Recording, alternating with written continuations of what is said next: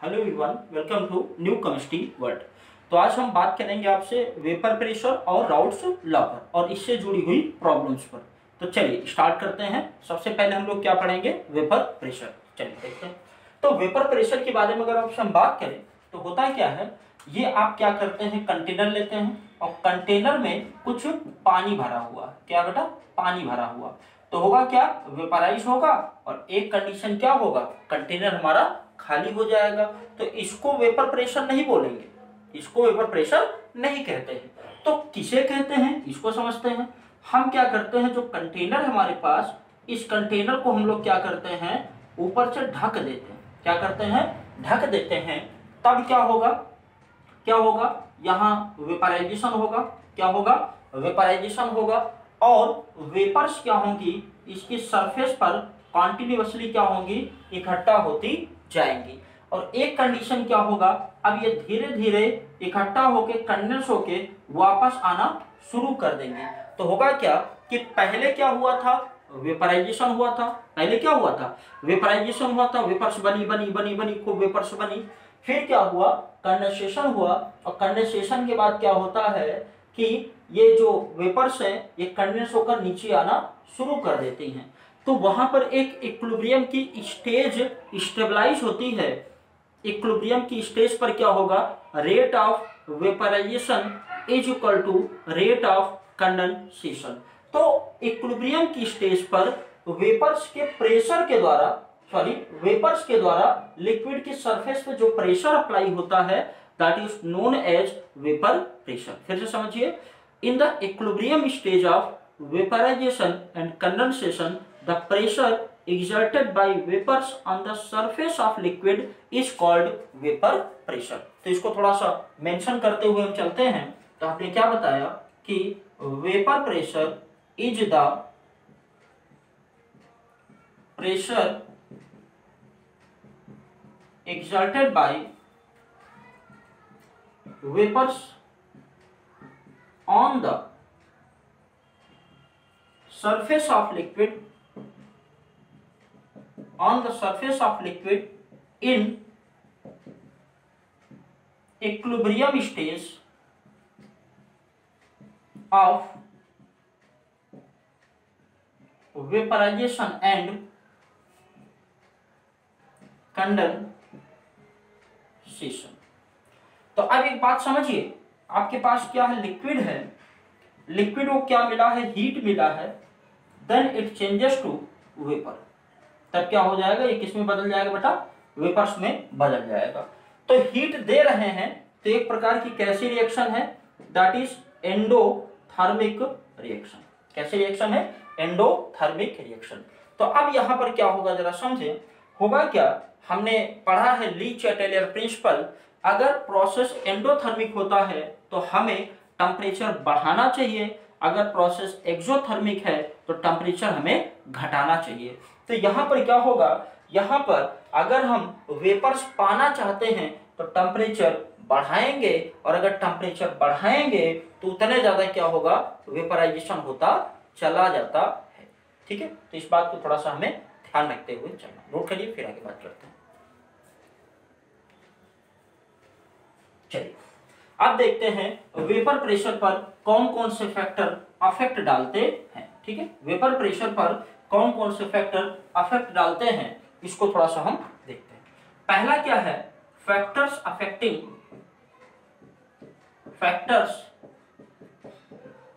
Affecting vapour pressure. पहली चीज क्या है, टेम्परेचर। पहली चीज क्या है बेटा, टेम्परेचर। जितना ज्यादा टेम्परेचर बनाते जाएंगे उतने ज्यादा वेपर प्रेशर हमें मिलता जाएगा। मतलब क्या हुआ, इसका मतलब ये हुआ कि टेम्परेचर बढ़ाते जाएंगे उतने ज्यादा वेपर्स बनती जाएंगी और वेपर प्रेशर क्या होगा, बढ़ता चला जाएगा। फिर इसके बाद क्या दिया है, दूसरा नेचर ऑफ, अगला क्या दिया है बताएं, that is the nature of solute and solvent. Solute and solvent का नेचर। अब जरा बात को समझे, अगर पार्टिकल के बीच फोर्स ऑफ अट्रैक्शन कम होगा तो वेपर्स जल्दी बनेंगी, अगर पार्टिकल्स के बीच फोर्स ऑफ अट्रैक्शन कम होगा तो वेपर्स जल्दी बनेंगी, वेपर प्रेशर ज्यादा मिलेगा लेकिन अगर पार्टिकल के बीच फोर्स ऑफ अट्रैक्शन ज्यादा काम करेगा, ज्यादा फोर्स ऑफ अट्रैक्शन काम करेगा, तो वहां वेपर्स कम बनेगी और वेपर प्रेशर कम होगा। तो इस चीज को थोड़ा सा समझें। क्या? If force of attraction is more than vapour pressure is less and vice versa, इसका उल्टा। ठीक है, अब देखिए जरा, जैसे पेट्रोल है, पेट्रोल के पार्टिकल के बीच कौन सा फोर्स काम करता है? That is the van der Waals force. कौन सा? Wonder Waals force. यहीं पर अगर हम ले वाटर, तो वाटर के बीच कौन सा फोर्स काम करता है? That is the hydrogen bonding. क्या काम करता है? Hydrogen bonding. और हाइड्रोजन बॉन्डिंग आपका क्या होता है? स्ट्रॉन्गर होता है देन द, किससे? Than the van der Waals force. तो ये आपका पेट्रोल के पार्टिकल के बीच फोर्स ऑफ अट्रैक्शन कम है तो जल्दी वेपराइज करेगा, और यहाँ पर क्या है? फोर्स ऑफ अट्रैक्शन क्या है? ज्यादा है, तो उतनी जल्दी वेपराइज नहीं करता है। तो इस चीज को थोड़ा सा हमें ध्यान रखते हुए चलना। ठीक, नोट करें, फिर आगे चलते हैं।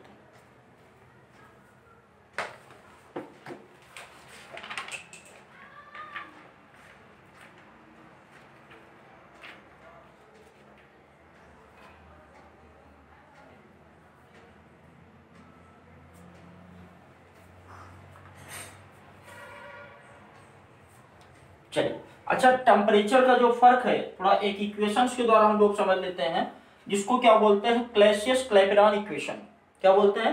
क्लैसियस-क्लैपेरॉन इक्वेशन। तो effect of temperature on the vapour pressure explained bye formula, एक फार्मूला के द्वारा एक्सप्लेन किया गया, उसे हम लोग क्या बोलते हैं? That is Clausius Clapeyron equation. वो क्या होता है जरा समझें। होता क्या है? log P2 upon P1 is equal to delta H upon R, और ये हो जाएगा T2 minus T1 upon T1 T2। केवल आपको फॉर्मूला याद रखना है बस। This is the Clausius Clapeyron equation. ठीक है, क्लैसियस-क्लैपेरॉन इक्वेशन। इस चीज को थोड़ा सा हमें ध्यान रखते हुए चलना। डिटेल जो है वो हायर लेवल में हम लोग डिस्कस करते हैं, या जब हम लोग फिजिकल और क्या बोलते हैं कि स्पेशली क्लैसियस-क्लैपेरॉन टॉपिक जब हम लोग पढ़ेंगे इक्वेशन, तो वहां पर और अच्छे से डिटेल करते हैं। ठीक है, नॉर्मली अभी आपको क्या करना है? केवल फार्मूला ही ध्यान रखना है। ठीक है, अब इसके बाद हम लोग क्या बात करते हैं? वेपर प्रेशर दो कंडीशंस में ऑब्जर्व करते हैं। पहली कंडीशन क्या होता है? सॉल्यूशन जिसमें दो लिक्विड लिए जाते हैं, और दूसरी कंडीशन क्या होता है? सॉल्यूशन जिसमें आप क्या करते हैं? एक आपका सॉलिड होता है और एक क्या होता है? लिक्विड होता है। ठीक है, अब देखें, इम्प्योर, आप कह सकते हैं इम्प्योरिटी का इफेक्ट क्या होता है? इम्प्योरिटी क्या है इस पर डिपेंड करता है। ठीक है, उसी बेस पर हमने क्या किया है? वेपर प्रेशर हम ऑब्जर्व करने जा रहे हैं दो कंडीशन में। ठीक है, वो कौन कौन सी कंडीशन, इसको थोड़ा हम लोग समझते हैं। ठीक है, चलिए, अब हम लोग जो देखेंगे सॉल्यूशन दो तरह के हैं। एक आपका है टाइप फर्स्ट, एक क्या है? टाइप फर्स्ट, और एक क्या है? Type second. टाइप फर्स्ट में क्या होता है जरा समझें। यहां पर क्या होता है? सॉल्यूट और सॉल्वेंट, ये जो आपका होता है ये आपका होता है वोलाटाइल, और ये भी क्या होता है? That is the volatile. Example क्या है? That is the ethanol plus water, ethanol water का मिक्सचर। दूसरी कंडीशन में क्या होता है जरा समझे? Solute plus solvent. सॉल्यूट आपका क्या होगा बेटा? सॉलिड होगा। दूसरी कंडीशन में क्या है? दूसरी कंडीशन में क्या है? सॉल्वेंट के बारे में बात करें तो ये आपका क्या होगा? That will be the liquid. ये क्या होगा? लिक्विड। अब यहां पर जैसा हमने क्या लिया? शुगर लिया। क्या लिया? शुगर लिया, और यहां पर हमने शुगर को मिक्स कर दिया किसमें? वाटर। किसमें मिक्स कर दिया? वाटर। अब यहां पर क्या देखें जरा, यहां दोनों कंडीशंस में solution vapour pressure in solution, ये हेडिंग आप डाल सकते हैं। अब यहां पर क्या होगा जरा समझे, ये जो आपके सामने सैल्यूट ये भी वोलाटाइल है, ये भी क्या है वोलाटाइल है। तो वोलाटाइल का मतलब क्या होता है, जिनकी वेपर्स आसानी से बन जाए, जिनकी वेपर्स आसानी से बन जाए वो क्या होते हैं, वोलाटाइल होते हैं। लेकिन जैसे शुगर हो गया है तो इसकी वेपर्स नहीं बनती, इसकी वेपर्स आसानी से, या वेपर्स ये नॉन वोलाटाइल है। नॉन वोलाटाइल मतलब जिसकी वेपर्स ना बने। तो पहला केस हम लोग पढ़ना शुरू करते हैं क्या, type first, ethanol plus water, ठीक है। फिर इसके बाद आ जाएंगे किसमें, टाइप 2 में। लेकिन एक बात और समझें, राउल्ट्स लॉ इसी में हम लोग डिस्कस करते हैं 1 by 1, ठीक है। नोट कर ले, फिर आगे चलते हैं।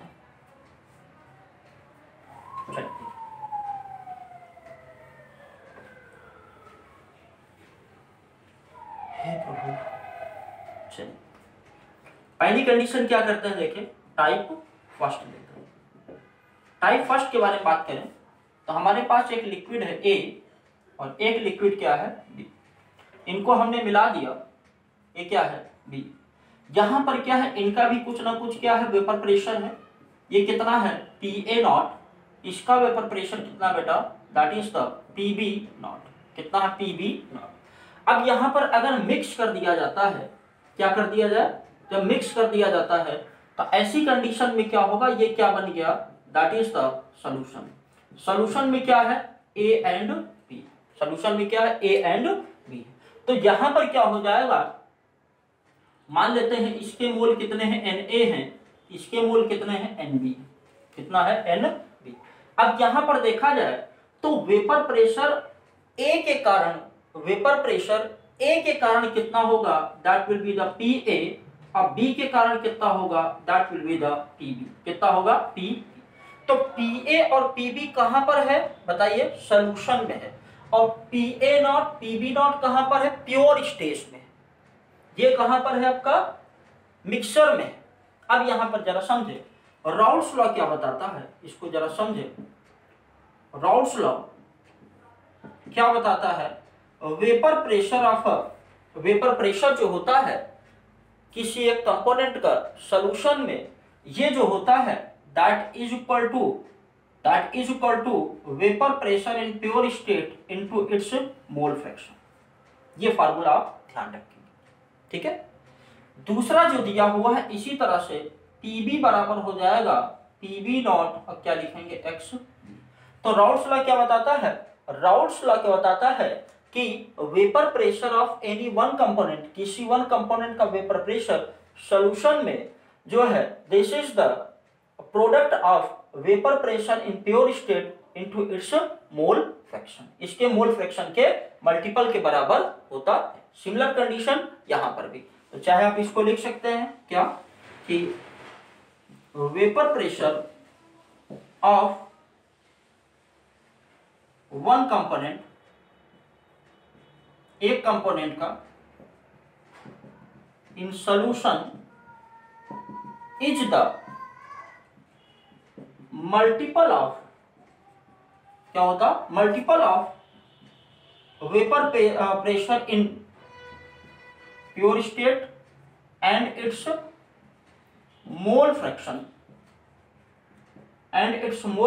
In the solution. अब यहां पर जरा देखें, दोनों लिक्विड क्या है वोलाटाइल, बोथ आर वोलाटाइल। अगर दोनों वोलाटाइल हैं तो दोनों की वेपर्स बनेंगे और दोनों वेपर प्रेशर में कंट्रीब्यूट करेंगे।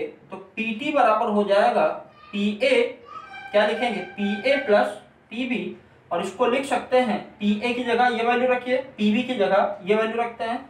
तो PA0 XA प्लस PB0 क्या लिखेंगे XB लिखते हैं, ये क्या हो जाएगा, that will be the PT। अब एक बात हमने सीखी है पहले भी कि XA plus XB equal to कितना होता है 1, तो आप लिख सकते हैं XA इक्वल टू 1 माइनस क्या XB लिख सकते हैं, ठीक है। XA plus XB equal to 1, तो XA equal to 1 minus XB, value आप जरा रखें तो PA XA की जगह 1 माइनस XB रखेंगे प्लस PB0, ये हो जाएगा XB, that is equal to P, ठीक है। अब इसके बाद यहां पर हम थोड़ा सा मेंशन करते हुए चलते हैं। अब देखें PT इक्वल टू हो जाएगा PA0 माइनस XB और ये हो जाएगा पी ए नॉट, ठीक है, प्लस पी बी नॉट। अब क्या लिखेंगे एक्स बी। अब यहां पर क्या कॉमन मिल रहा है बताइए, यहां पर कॉमन क्या मिल रहा है एक्स पी, तो आप क्या लिखेंगे P T equal to P A naught minus X B common हो गया और लिखेंगे P A naught minus P B naught. This is the resultant vapour pressure. ये क्या है आपका रिजल्टेंट वेपर प्रेशर। तो फिर से मैं रिपीट करता हूं, बात को समझे आप। हमने क्या किया, total vapour pressure P A और पी बी को ऐड करेंगे तो यहाँ पी ए और पी बी, और ये ऑलरेडी राउल्स लॉ के अकॉर्डिंग आपको समझा दिया गया है कि आप वैल्यू रखेंगे, वैल्यू रखने पर क्या करते हैं X A plus X B equal to 1 और फिर फाइनली आपको ये मिलता है। ठीक है, नोट करिए फिर आगे चलते हैं। चलिए अब इसका थोड़ा सा ग्राफिकल रिप्रेजेंटेशन देख लेते हैं, ठीक है, फिर इससे जुड़ी हुई कुछ प्रॉब्लम्स करेंगे। अब जरा देखें यहां पर क्या होगा, आपने लिखा P T equal to P A, ठीक है, नॉट माइनस एक्स बी, यहां लिखेंगे P A naught minus P B naught, ये हमको मिला। अब यहां पर हम लोग क्या करते हैं, एक फार्मूला अप्लाई करते हैं, y इक्वल टू ये हो जाएगा c प्लस एम एक्स। ये लीनियर इक्वेशन का फार्मूला है, लीनियर इक्वेशन का।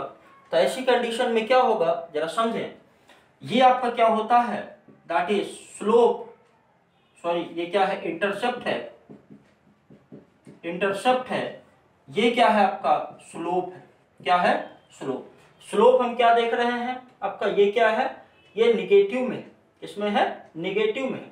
अब यहां पर हमें ग्राफ किसके किसके बीच खींचना है, ग्राफ जो प्लॉट करना है PT versus X B, PT versus X B. तो यहां पर जो आपका स्लोप हो जाएगा, स्लोप कितना हो जाएगा that is P A minus P B naught, कितना हो जाएगा P A minus P B naught. देखिए निगेटिव में है तो ये आपका ऐसे बनेगा, ठीक है, निगेटिव में है तो इस तरह से बनेगा। आप इसको इधर मिला सकते हैं। अब यहां पर ये क्या है थीटा है, अब क्या लिखते हैं tan थीटा इक्वल टू कितना एंगल दिया है, यहां पर थीटा दिया है, नीचे लिख सकते हैं tan थीटा इक्वल टू कितना 45 डिग्री, और ये आपका हो जाएगा कितना 1 के।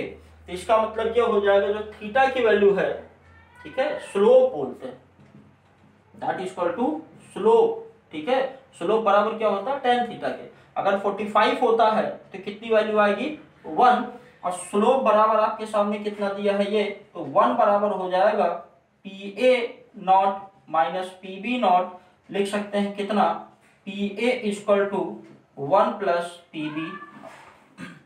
इसको थोड़ा सा हमें ध्यान रखते हुए चलना। और ये जो आपके सामने दिया हुआ है इसको क्या बोलते हैं पी ए नॉट बोलते हैं, क्या बोलते हैं पी ए नॉट बोलते हैं। फिर से थोड़ा सा आप समझिए, हमने क्या किया फार्मूला लिखा P T equal to P A naught minus X B, और ये आपको दिया ही था, फार्मूला लगाएंगे लीनियर इक्वेशन का y equal to M X plus C के। c क्या है आपका इंटरसेप्ट है, और ये m क्या है दैट इज स्लोप है, स्लोप निगेटिव में है, ठीक है, स्लोप क्या है आपका निगेटिव में। सॉरी ये थोड़ा सा इसको जो है हल्का सा बदलना पड़ेगा, इसको थोड़ा सा ध्यान देंगे आप, निगेटिव में दिया है ना बेटा, तो ये बनेगा जाके, ठीक है, ऐसे बनेगा। फिर यहां पर आप कर सकते हैं, ठीक है, ये ऐसे बनेगा, इसको थोड़ा सा ध्यान रखें, ठीक है। और यहां स्लोप जो दिया हुआ है, ठीक है, कितना मान लेते हैं, स्लोप आपका हो जाएगा P A naught minus P B, ठीक है। तो यहाँ tan थीटा इक्वल टू कितना हो जाएगा 45। ग्राफ को थोड़ा सा यहाँ पर निगेटिव पॉजिटिव के लिए वो हमने बना दिया था, निगेटिव के लिए ऐसा बनेगा। तो इस तरह से अगर देखा जाए स्लोप बराबर कितना हो जाएगा थीटा के, ठीक है, और थीटा बराबर कितना हो जाएगा 45 डिग्री अगर हम लेकर चलते हैं, तो स्लोप बराबर कितना होगा P A naught minus P B naught equal to 1। तो आप ऐसे भी शो कर सकते हैं। ये थोड़ा एडिशनल इंफॉर्मेशन थी ठीक है, तो इतना करें, फिर आगे हम बात करते हैं।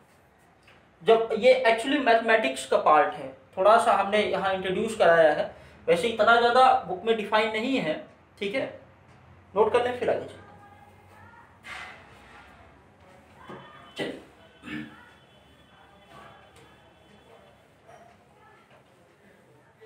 फिर इसके बाद लेते हैं हम लोग क्या, केस नंबर 2, केस नंबर 2, ठीक है। अब यहां पर जरा समझें, यहां पर क्या है, शुगर प्लस वाटर। अब यहां पर क्या होगा जरा समझें, यहां पर क्या है,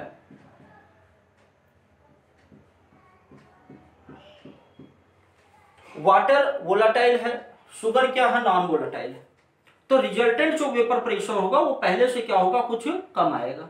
क्यों आएगा, क्योंकि जो शुगर है वो वोलाटाइल नहीं है, वो क्या कर रहा है, कुछ वेपर्स को रोक भी रहा है। जैसे यहाँ पर अगर हमने शुगर के मॉलिक्यूल बना दिए, यहाँ शुगर बना दिए, तो ये कंडीशन हो जाए। तो इसका मतलब ये हुआ कि जो वेपर प्रेशर है सोल्यूशन का, this is only due to, किसके कारण है, this is only due to mole fraction of the, क्या, mole fraction of the solvent. तो यहां पर हम क्या लिख सकते हैं, यहां लिख सकते हैं पीएस सॉल्यूशन का, ठीक है, ये हो जाएगा मोल फ्रैक्शन, यहां पर लिखते हैं क्या, ये आपका हो जाएगा सैल्यूट, ठीक है, और फिर इसके बाद क्या लिखेंगे, दैट इज द पी, इधर क्या लिखते हैं पी नॉट, पी नॉट किसके लिए, फॉर द सॉल्वेंट, ठीक है, प्योर स्टेट में। फिर क्या लिखेंगे एक्स, एक्स क्या है, दिस इज फॉर सॉल्वेंट, ठीक है। अब यहां पर आपको पता है क्या, पीएस बराबर हम लिख सकते हैं पी नॉट 1 माइनस क्या लिखेंगे, ये हो जाएगा एक्स, और ये क्या हो जाएगा, that is for the solute. अब यहां पर लिख सकते हैं पीएस, ठीक है, is equal to P naught minus, ये हो जाएगा P naught X. Is it clear, कोई डाउट। फिर इसके बाद हम लोग क्या करते हैं, जरा समझें इसको। अब यहां पर हो जाएगा आपका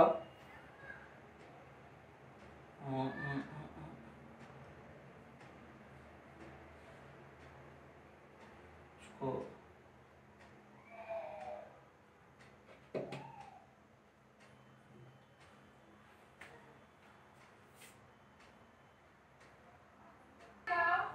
तो हम बात कर रहे थे, यहां पर आप क्या करेंगे जरा देखें, यहां पर आप क्या करते हैं, इसको इधर लेकर आए, P naught X equal to P naught minus P S, ठीक है, बस केवल वैल्यू क्या करना है, बदलनी है।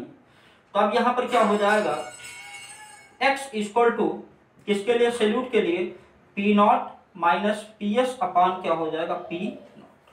तो ये आपका एक इक्वेशन निकल के आया, इसको आप लिख सकते हैं P naught minus P S upon P naught is equal to X, और इसको लिख सकते हैं एन अपान एन प्लस, ऐसा भी लिख सकते हैं। तो यहां पर क्या बना राउल्स लॉ, यहां पर जरा देखें, जो पी नॉट है वो सॉल्वेंट के लिए है, पीएस किसके लिए है, सॉल्यूशन के लिए। तो क्या बताएंगे, वेपर, ये आपका हो जाएगा that is lowering of vapour pressure. क्या होगा, lowering of vapour pressure, solvent का ज्यादा है, सॉल्यूशन का कम है, तो ये क्या है, lowering of vapour pressure with respect to the solvent. इसको क्या बोलता है, relative lowering of vapour pressure. तो relative lowering of vapour pressure is equal to the mole fraction of solute. इसका मतलब जो वेपर प्रेशर में कमी आ रही है उसके लिए कौन जिम्मेदार है, उसके लिए जिम्मेदार है आपका सॉल्यूट, ठीक है। तो इसको थोड़ा सा आप लिखते चलें, क्या बताएंगे, लिखेंगे relative lowering of vapor pressure is equal to mole fraction of salute के मोल फ्रैक्शन के बराबर होता है, ठीक। तो अब देखें और एक चीज, यहां पर अगर आपने क्या कर दिया, P naught minus P S, अगर आपने ऐसा कर दिया, अगर कहा जाए क्या कि relative lowering of vapour pressure क्या एक कॉलिगेटिव प्रॉपर्टी है, लोअरिंग ऑफ वेपर प्रेशर क्या कॉलिगेटिव प्रॉपर्टी है, नहीं है। क्या है आपका relative lowering of vapour pressure colligative property है। क्यों? क्योंकि ये सैल्यूट के नंबर पर डिपेंड करता है, लेकिन ये प्रेशर और दोनों पर डिपेंड करता है। तो इस चीज को थोड़ा सा ध्यान रखते हुए हमें चलना है, ठीक है। नोट करिए, फिर आगे चलते हैं।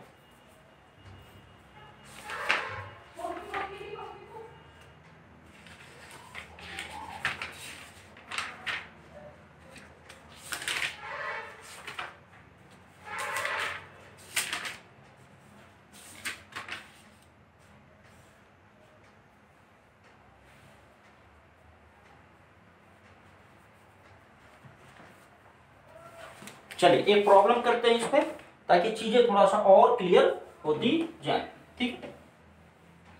चलिए एक क्वेश्चन है। क्वेश्चन क्या है? Calculate the mass of non volatile solute. Calculate the mass of non volatile solute. Non volatile solute का मास बताना है। इसका मोलर मास दिया हुआ 40 ग्राम। कितना दिया है? 40 ग्राम, which should be